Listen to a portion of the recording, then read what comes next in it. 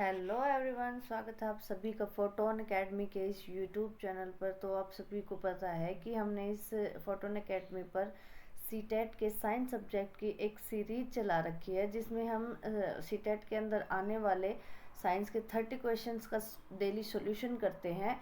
और आज उस सीरीज का डे 11 है। तो चलिए शुरू करते हैं आज का session.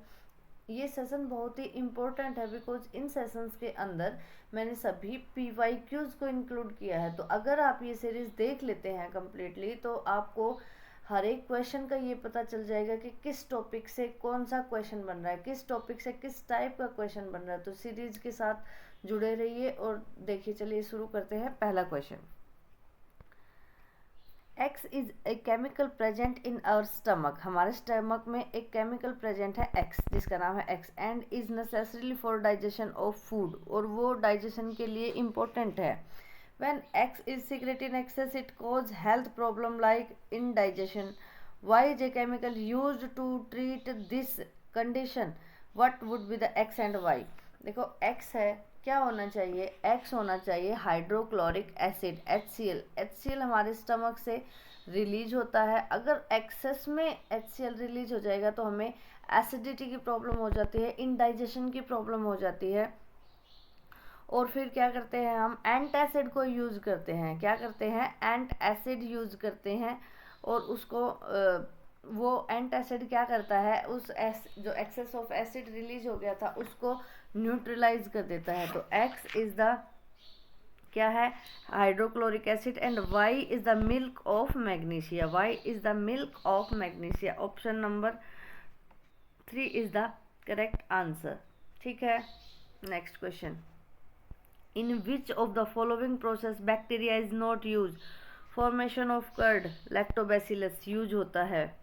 Fermentation of sugar cane juice, process के ऊपर डिपेंड करते हुए कुछ बैक्टीरिया इसके अंदर यूज होते हैं। नाइट्रोजन फिक्सेशन में भी राइजोबियम जो बैक्टीरिया है वो यूज होता है। लेकिन बेकिंग ऑफ ब्रेड में हम यीस्ट का प्रयोग करते हैं, और यीस्ट एक बैक्टीरिया नहीं है, यीस्ट एक फंगस है। तो option number 2 is the correct answer. Next question, which of the following is different from the rest? Deforestation, वनों का उन्मूलन हो रहा है, मरुस्थलीकरण हो रहा है, अपरदन हो रहा है। ये तीनों ही चीज़ें देखो किसी का मतलब किसी चीज़ को ख़त्म कर रही हैं, ठीक है, उसको वनों को ख़त्म कर रही हैं, लेकिन पोल्यूशन कर रही हैं। लेकिन जो कंजर्वेशन है वो क्या करता है? किसी चीज़ को संरक्षित करता है। तो option number 4 is the correct answer. Next question, which of the following statement is not correct? Not correct बतानी है। कौन सी बतानी है? Not correct. Digestion is a chemical change, हाँ। Photosynthesis is a chemical change, बिल्कुल सही है, क्योंकि फोटोसिंथेसिस भी एक केमिकल रिएक्शन है। क्योंकि डिफरेंट प्रोडक्ट को यूज करके हम डिफरेंट रिएक्टेंट को यूज करके हम डिफरेंट प्रोडक्ट बना रहे हैं। और रिस्पिरेशन भी एक केमिकल चेंज है। क्रिस्टलाइजेशन एक केमिकल चेंज नहीं है। क्रिस्टलाइजेशन का मतलब क्या होता है? जैसे कि देखो, हमने पानी के अंदर चीनी घोल दी है, और जब हम उस पानी को गर्म करते हैं तो जो चीनी है वापस से वो चीनी क्रिस्टल की फॉर्म में आ जाएगी। तो उस प्रोसेस को हम बोलेंगे क्रिस्टलाइजेशन। लेकिन जैसा पानी था वैसा ही हमें पानी मिल गया वापस से, जैसी चीनी थी वैसे ही हमें चीनी मिल गई वापस से। तो crystallization is not a chemical process, it is a physical process. तो option number 4 is the correct answer. Which of the following represent an ascending order as per the size of the particle? सबसे छोटा particle किसका होता है और सबसे बड़ा particle किसका होता है? तो इन जो सबसे बड़ा है, यानी कि पहले आएगा सबसे छोटा, तो सबसे और लास्ट में आएगा सबसे बड़ा। तो हम सबसे पहले देख लेते हैं सबसे बड़ा। तो देखो, क्ले, सिल्ट है, रॉक है और क्ले है। तो सिल्ट और क्ले के तो पार्टिकल बहुत छोटे होते हैं। सबसे बड़े पार्टिकल होंगे रॉक के। किसके होंगे? रॉक के। उसके बाद ग्रेवल यानी कि बजरी जो होती है, उसके बाद रेत की होती है, और उसके बाद किसकी होती है? किसकी होती है? सिल्ट होती है। और उसके बाद होती है clay.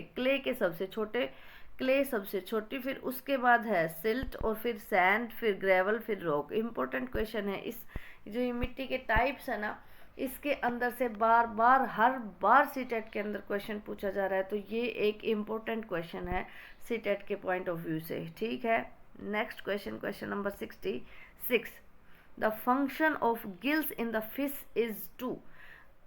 Take in oxygen from air, नहीं, फिश एयर में रहती ही नहीं है तो ऑक्सीजन एयर से कैसे लेगी, गलत बात। Absorb nutrients present in water, नहीं, न्यूट्रिएंट्स नहीं लेती। Absorb dissolved oxygen from water, पानी के अंदर जो घुली हुई ऑक्सीजन होती है वो अपने फिश जो है अपने गिल्स को यूज करके उस ऑक्सीजन को एब्जॉर्ब करती है। Option number 3 is the correct answer. Which of the following can be use to complete an electric circuit if one run out of connecting wire, अगर कुछ कनेक्शन से बाहर हो गया है तो वापस से कनेक्ट करने के लिए हम इनमें से क्या यूज कर सकते हैं। ए पेपर स्ट्रिप, नहीं, इंसुलेटर है। ए रबर बेल्ट, इंसुलेटर है। अ वुडन स्टिक, इंसुलेटर है। लेकिन एक ब्लेड, जो ब्लेड होती है वो कंडक्टर होती है, मेटल की बनी होती है। तो option number 4 is the correct answer. Next question, Manjula observing her image in a plane mirror, एक प्लेन मिरर लगा हुआ है और उसमें वो अपनी इमेज को देख रही है, ठीक है।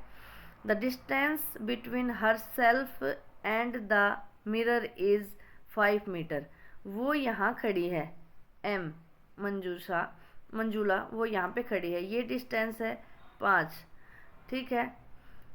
C moves 1 metre towards the mirror, अब वो 1 मीटर मिरर की तरफ से चलती है, तो मंजूला और अब मिरर के बीच की जो दूरी है वो कितनी होगी, अब होगी 4, ठीक है।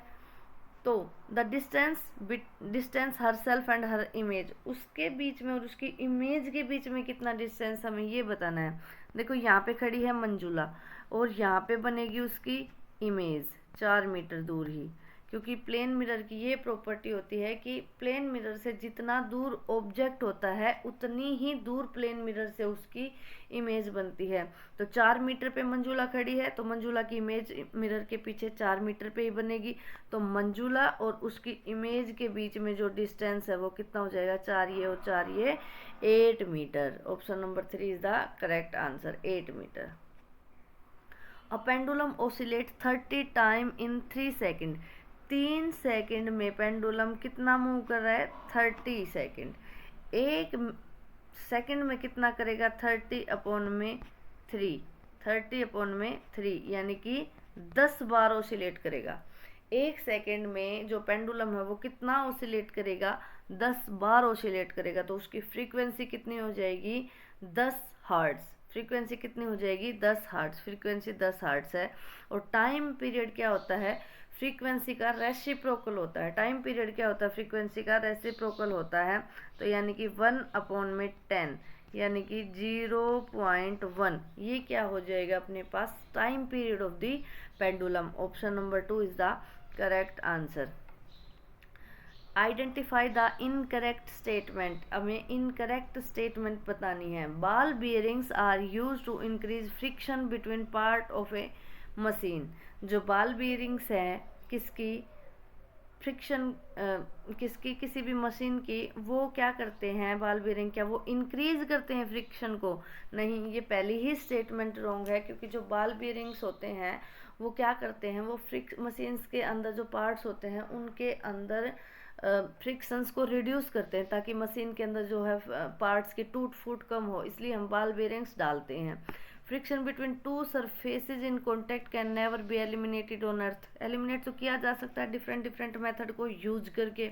Rolling friction is less than sliding friction, नहीं, स्लाइडिंग फ्रिक्शन ज़्यादा होता है। The friction force on an object moving through a fluid depend upon its shape पे डिपेंड नहीं करता, नेचर ऑफ फ्लूइड पे डिपेंड करता है। Option number A is the correct answer. Next question, question number 71, which of the following statement is are correct. Iron can replace zinc from the copper sulphate, ठीक है। B क्या कह रहा है, zinc replace copper from copper sulphate. Copper can replace iron from, 3 चीज दी गई है, कौन कौन, जिंक, आयरन और कॉपर। तो पहले इनका रिएक्टिविटी ऑर्डर देखते हैं। सबसे ज़्यादा इनमें से रिएक्टिव है जिंक, उसके बाद आयरन और उसके बाद है कॉपर। ये इनका रिएक्टिविटी ऑर्डर है। जो सबसे ज़्यादा रिएक्टिव है वो अपने से कम रिएक्टिव के सॉल्ट सॉल्यूशन से उसको डिस्प्लेस कर सकता है।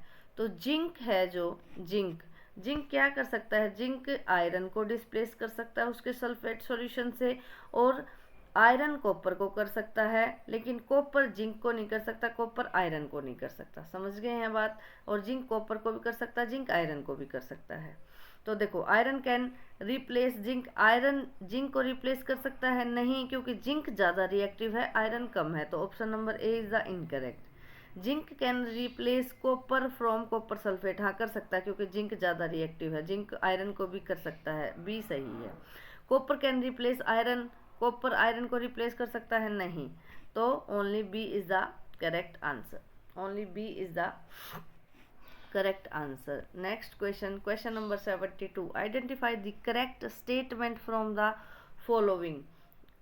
Clinical temperature can be used to measure the temperature of the boiling of liquid. नहीं, boiling जो लिक्विड होते हैं वो लगभग 100 डिग्री सेल्सियस पे तो बॉईल करना शुरू करते हैं, और जो क्लिनिक वाला जो थर्मामीटर होता है उसकी रेंज बहुत ही कम होती है। ये मान के चलो आप 35 टू 42 डिग्री सेल्सियस तक उसकी रेंज होती है। तो ऑप्शन नंबर ये तो गलत है, ठीक है। Room thermometers have the range 30 degree Celsius to कितना 100 डिग्री सेल्सियस, ठीक है। देखते हैं next, laboratory thermometer have a range 35 to, नहीं ये गलत है, ये गलत है। The range of the laboratory thermometer is greater than the clinic temperature, बिल्कुल सही बात है, क्योंकि लेबोरेटरी के अंदर जब हम जो क्या करते हैं एक्सपेरिमेंट करते हैं, तो एक्सपेरिमेंट का टेम्परेचर बहुत बहुत हाई लेवल तक भी जा सकता है। तो हम लेबोरेटरी के अंदर जो थर्मोमीटर यूज करते हैं उसका टेम्परेचर क्लिनिक वाले टेम्परेचर से ज़्यादा होता ही होता है। तो option number 4 is the correct answer. Next question, identify the incorrect statement. कैसे स्टेटमेंट, इनकरेक्ट स्टेटमेंट को हमें बताना है। The calorific value of kerosene is more than that of coal, ठीक है, केरोसिन की कोयल से ज़्यादा होती है, सही बात है। Calorific value of coal is more than wood, हाँ ये भी सही बात है, हमें इनकरेक्ट बताना है। The calorific value of biogas is more then LPG, calorific value of CNG is more then diesel, हाँ डीजल से ज़्यादा कैलोरीफिक वैल्यू होती है किसकी, सीएनजी की, ठीक है। तो option number 3 is the incorrect answer.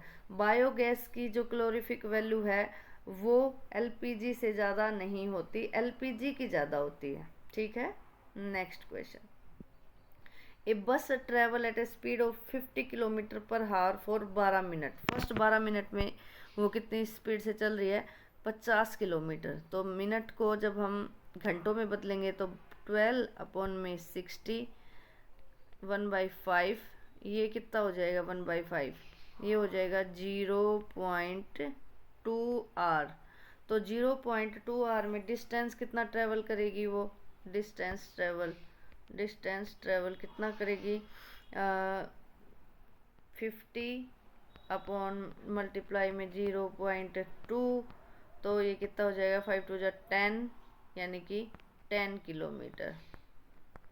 पहले 12 मिनट में वो डिस्टेंस ट्रेवल करेगी 10 किलोमीटर, ठीक है। नेक्स्ट 18 मिनट में वो 40 किलोमीटर पर आवर की स्पीड से चलती है। जब 18 मिनट को घंटों में बदलेंगे तो वो कितना हो जाएगा, वो कितना हो जाएगा 18/60, तो वो हो जाएगा 18/60। लिखने की जगह कम है, थोड़ी सी लिखने की जगह जो कम है, तो जो टाइम है वो कितना हो जाएगा 0.3, ठीक है। तो डिस्टेंस ट्रेवल कितना हो जाएगा, अगले 18 मिनट में डिस्टेंस ट्रेवल हो जाएगा 40 गुणा में 0.3, तो कितना हो जाएगा 12। तो टोटल डिस्टेंस पहले 12 मिनट में और नेक्स्ट 18 मिनट में, जो टोटल डिस्टेंस पहले 12 मिनट में तो उसने 10 किलोमीटर ट्रेवल किया, और अगले 18 मिनट में उसने 12 किलोमीटर डिस्टेंस ट्रेवल किया। तो टोटल डिस्टेंस उसने कितना ट्रेवल किया, 22 किलोमीटर, ठीक है। Next question, identify the incorrect statement among the following. The motion of earth around its axis is periodic motion. The motion of light is rectilinear, सीधी direction में करती है, सही है। The motion of plugged string of a sitar is oscillatory, ठीक है। All periodic motion are circulatory, नहीं, सारे के सारे पीरियोडिक मोशन सर्कुलेटरी नहीं हो सकते, लेकिन सारे के सारे सर्कुलर जो मोशन होते हैं वो पीरियोडिक होते ही होते हैं। Option number 4 is the incorrect, ये सारे करेक्ट स्टेटमेंट है। Next question, question number 76, which of the following statement is are correct regarding image formation in the plane mirror. Plane mirror की इमेज कैसी बनती है? इमेज इरेक्ट बनती है, हाँ सही है। प्लेन मिरर किसको कंसिडर कर सकते हैं आप? जिसमें हम अपना ये जो अपने ड्रेसिंग टेबल वाले जो मिरर होते हैं, ये प्लेन मिरर कंसिडर करके चलो आप। इमेज रियल तो नहीं बनती भाई, वर्चुअल इमेज बनती है। Image is laterally inverted, laterally तो इन्वर्टेड बनती है। कैसे लेटरली इन्वर्टेड का मतलब क्या है? आप लेफ्ट हैंड दिखाओगे तो वो राइट की तरह से दिखता है, ठीक है, ये सही है। The image size is same as that of the object, ये भी सही है। तो ACD सही है, ACD सही है, B is the wrong answer. Next question, which of the following is not true with respect to the nature of the science. Science के रिस्पेक्ट, साइंस सब्जेक्ट का जो नेचर है वो कैसा नहीं है? देखो, science is interdisciplinary area of learning, विज्ञान सीखने का अंतर विषय है, मतलब अंतर विषय का क्षेत्र है, दूसरे विषयों से भी जुड़ा रहता है, ठीक है। साइंस इज ऑलवेज टेंटेटिव, हाँ सही है, अनंतम होता है, कोई अंत नहीं है, ठीक है। साइंस प्रमोट स्पेक्टिसिज्म, विज्ञान संशयवाद को बढ़ावा देता है, बिल्कुल गलत बात है। विज्ञान तथ्यों के समुच्चय के बराबर है। Science is a equivalent to set of fact, set of fact भी नहीं ले सकते हम इसको भाई। ये कह दें कि तथ्यों का ही है, लेकिन इसमें तो वो भी होते हैं, क्या प्रयोग भी करके हम दिखाते हैं, तो और ये ज़्यादा गलत आंसर है। तो मेरे अकॉर्डिंग ऑप्शन नंबर 4 सही होना चाहिए। बाकी आप कमेंट करके मुझे बता सकते हैं कि आपके अकॉर्डिंग कौन सा आंसर सही रहेगा। Next question, as per the NCF 2005 good science education should be, कैसी होनी चाहिए गुड साइंस?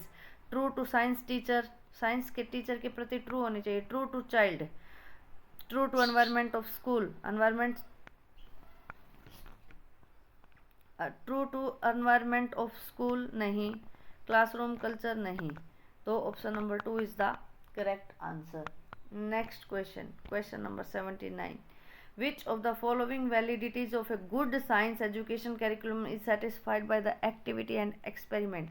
गतिविधि और प्रयोग द्वारा अच्छी विज्ञान शिक्षा पाठ्यचर्या की निम्नलिखित में से किस वैधता की पुष्टि करती है? क्या कह रहा है? गतिविधि और प्रयोग द्वारा अच्छी विज्ञान शिक्षा पाठ्यचर्या की निम्नलिखित में से किस वैधता की पुष्टि करती है? संज्ञानात्मक, ऐतिहासिक, पर्यावरणीय, प्रक्रियात्मक। बताइए 79 में। तो प्रक्रियात्मक, प्रोसेस, ठीक है, प्रोसेस। नेक्स्ट क्वेश्चन, अनुकक्षा 8 के बच्चों को क्षेत्र भ्रमण पर ले गई। इस गतिविधि के लिए निम्नलिखित में कौन सा उपयुक्त उद्देश्य हो सकता है या हो सकते हैं? यह बच्चों के मध्य अंतःक्रिया को बढ़ावा देगा। बाहर ले गए बच्चों को, बच्चे आपस में बातचीत करेंगे तो उनके बीच में वो जो है अंतःक्रिया बढ़ेगी, सही ऑप्शन है। यह ठोस अनुभवों के माध्यम से प्रक्रिया कौशल को बढ़ावा देता है, सही है। यह बच्चों में अवलोकन कौशल को बढ़ाता है, सही है। यह कक्षा के साथ साथ शिक्षक की निरस्ता को भी तोड़ता है, ये गलत ऑप्शन है। ABC सही है, first option is the correct answer.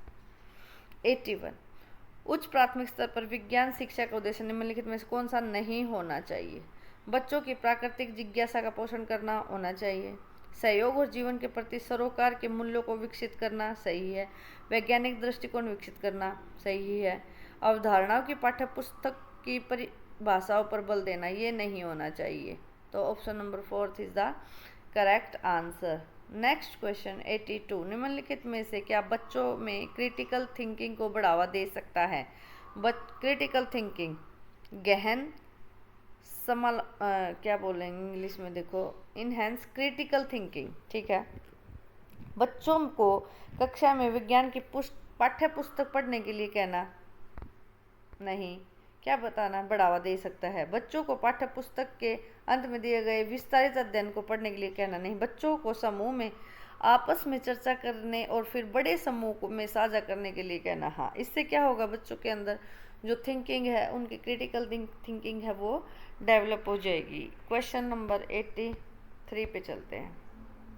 एक शिक्षक भोजन के दिए गए नमूनों में स्टार्च के रासायनिक परीक्षण का प्रदर्शन करके कक्षा की शुरुआत करता है। पहले उसने क्या किया है, स्टार्च जो होता है उसका लिए कोई केमिकल ऑब्जर्वेशन किया है। उपरोक्त कथन में रेखांकित शब्द से जुड़ी संज्ञानात्मक प्रक्रिया है।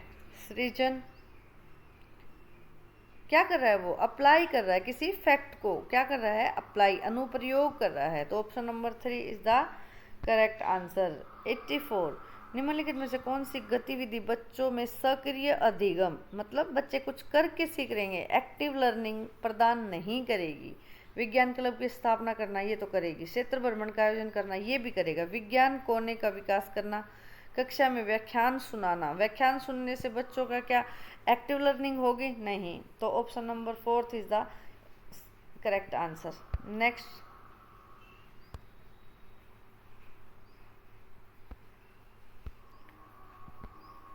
85, विज्ञान में शिक्षार्थियों की अधिगम कठिनाइयों, लर्निंग गैप को पहचानने के लिए निम्नलिखित में से किसका प्रयोग किया जाता है, किसका प्रयोग किया जाता है। अवधारणा मानचित्र का क्या है ये, एनकोडल रिकॉर्ड, एनिक्डोटल रिकॉर्ड, पोर्टफोलियो और उपलब्धि परीक्षण, किस किस का यूज किया जाता है, ए बी सी। 85 में कौन सा आंसर जाएगा, 85 में आंसर जाएगा ए बी और C. Option number 3 is the correct answer. ठीक है, नेक्स्ट क्वेश्चन, निम्नलिखित में से कौन सा परीक्षण अवलोकन की तकनीक पर आधारित है, ऑब्जर्वेशन की तकनीक पर आधारित है। ठीक है, मौखिक परीक्षण ऑब्जर्व कर सकते हैं मौखिक परीक्षण से, लिखित परीक्षण, कागज पेंसिल परीक्षण, या फिर उप आख्यानात्मक अभिलेख। ठीक है, इनमें से कौन सा है, बताओ आप। Option number 4। इससे क्या होता है, ये जो होता है एनेक्डोटल जो रिकॉर्ड होता है, एनेक्डोटल रिकॉर्ड के अंदर क्या होता है, बच्चे की हर एक एक्टिविटी को रिकॉर्ड किया जाता है, उसका लर्निंग, उसकी ओरल, उसकी हर एक एक्टिविटी को हम क्या करते हैं, रिकॉर्ड करके रखते हैं, और उससे हमें उसका जो ऑब्जर्वेशन है वो सारा मिल जाता है। Option number 4 is the correct answer. निम्नलिखित में से कौन सा कथन सही है, पश्मीना शॉल बकरियों के बालों से बनाई जाती है। हाँ, पश्मीना एक बकरियों की ही नस्ल होती है और उनकी जो बालों से ये शॉल बनाई जाती है, ए सही है। अंगोरा एक प्रकार की ऊन है जो खरगोशों से प्राप्त होती है, ये भी सही है।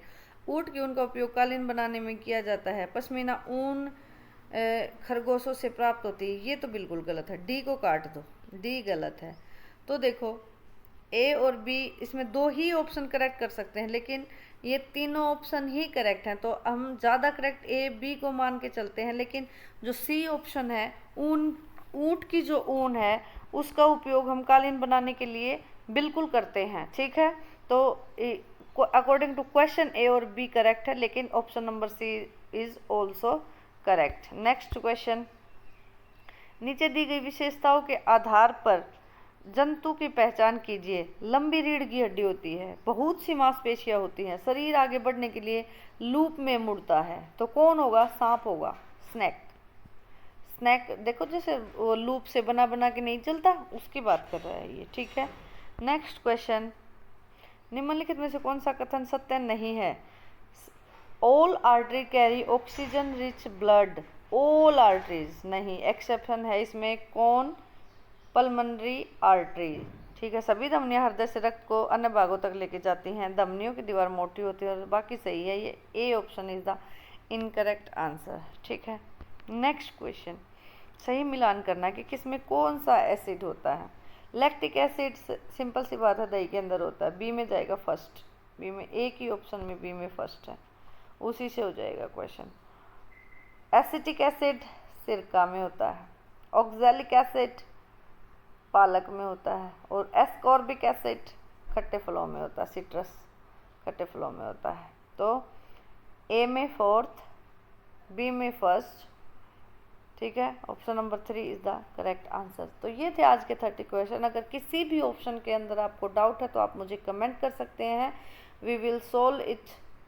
ठीक है, और ऐसे ही इम्पोर्टेंट 30 क्वेश्चन के लिए चैनल को सब्सक्राइब करें, वीडियो को लाइक करें और शेयर करें। Thank you so much.